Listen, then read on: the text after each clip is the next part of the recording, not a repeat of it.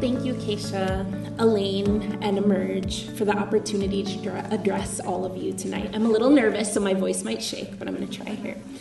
I'm not sure I can express the mix of emotions that I'm having at having the opportunity to stand in front of you and talk to you a little bit about me and St. Albans, Vermont, where I'm running for State House in Franklin 8.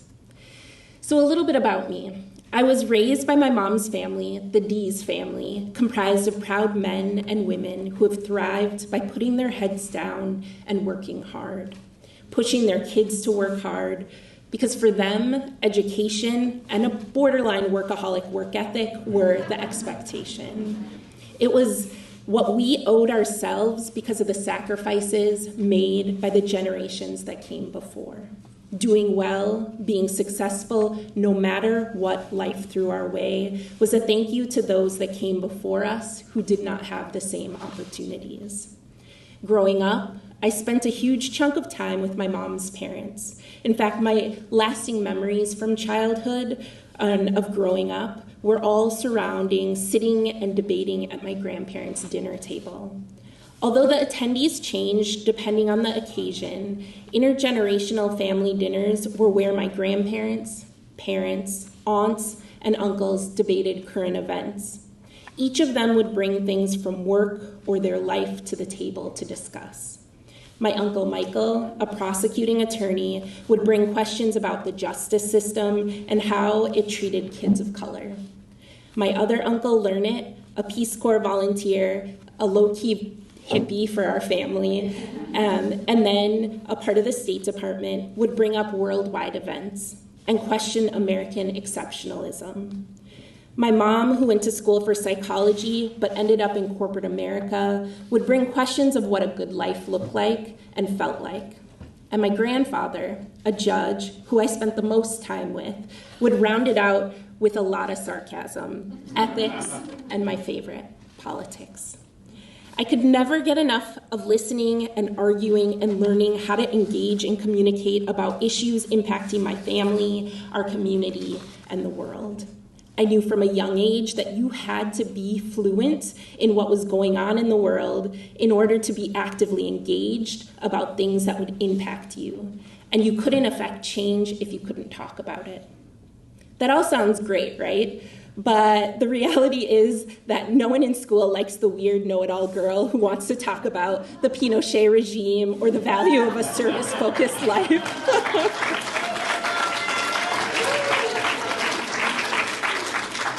Most of my peers wanted to focus on the Minnesota Twins, the latest fashion, and music. To say that I was an oddball is a bit of an understatement.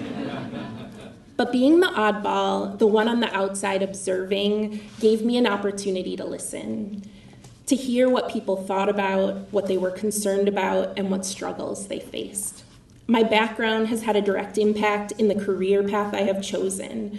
What better job for an oddball, opinionated do-gooder interested in government systems and bringing order to chaotic situations than international development? In my career, I have honed my skills working with governments at the municipal and national levels across the world. If you ever want to talk about the philosophy behind how governments can better meet the needs of their constituents through low-effort action, like the creation of a one-stop shop and easy-to-read educational material about available services, I'm your gal. But when I decided to run for... Thanks.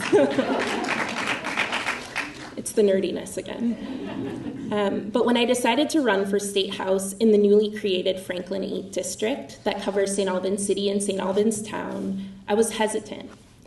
I had seen my husband, Dees-Erickson, become involved in city politics, running for school board and addressing contentious issues like removing school resource officers from schools. I'd seen the very real emotional toll that results in putting yourself out there, and I was not convinced. But St. Albans is our chosen city. We bought our first home there, and our kids have put down roots. My kids are the reason why I decided to run for office. I want them to grow up in a city with diverse representation.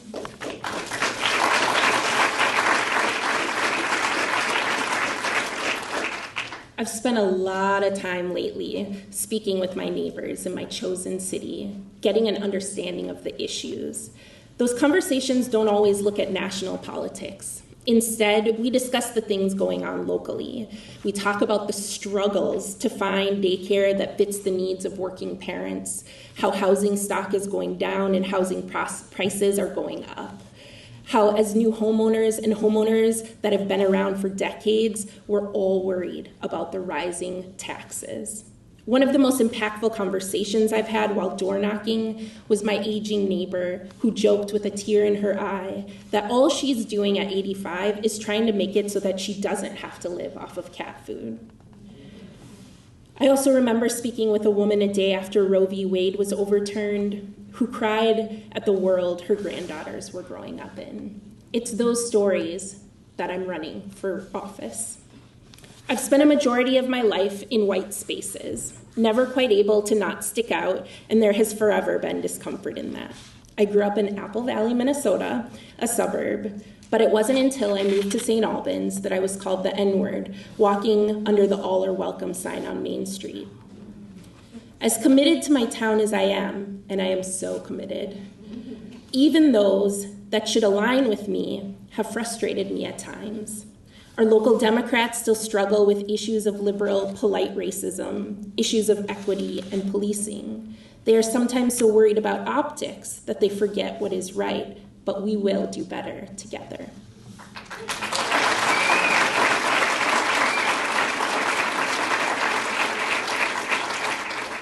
I believe in having tough conversations with my neighbors so that we can find the places where our values overlap. As a community, we know that we all can do more. In my city, we also have a huge socioeconomic divide and a lack of very needed mental health and addiction-related support. What ties us together, however, is that we know that if our friends and neighbors are struggling, it impacts us all. And we're bound together. If my neighbor fails, then I fail. That means we need to make sure that the American dream is accessible and affordable, our society's safety social net is strengthened, and the doors of economic opportunity are wide enough that everybody can walk through them.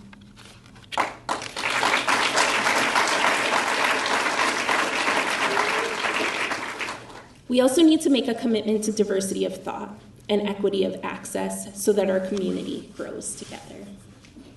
So listen, I'm not special. I work hard to be good at my job, to be a good wife, mother, and neighbor. I'm not really a politician yet. I'm a community member amongst other community members who knows that there has to be a better way to address the struggles we collectively face. I believe in transparency and being upfront about who you are and what you stand for, and I believe being silent is unacceptable. I believe that we can support breaking out of the mindset that we can't demand that the government meet the needs of the people. Those of us who are those that we are vying to represent, the folks that we are the most impacted, Those that we are vying to represent, the folks that are the most impacted by bad or thoughtless legislation, are those who we need to focus on, listen to, and do more for. Those of us in this room who are putting in the work, door knocking, calling, creating graphics for social media, attending events, taking pictures for the gram, we all care. But in our support of each other, for the accomplishments that we have had, we can sometimes forget that the time we have to spend doing all of that stuff is reflective of a certain privilege. Ultimately, again, we're here because we care. And we have an obligation to be better and do better for others so that the people we want to represent have a voice and can see incremental improvements in their day-to-day lives.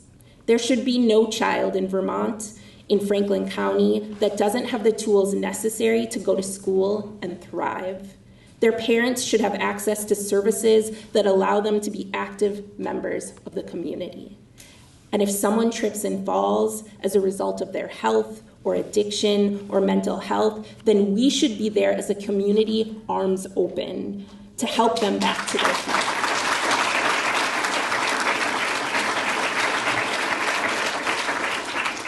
So I'm running.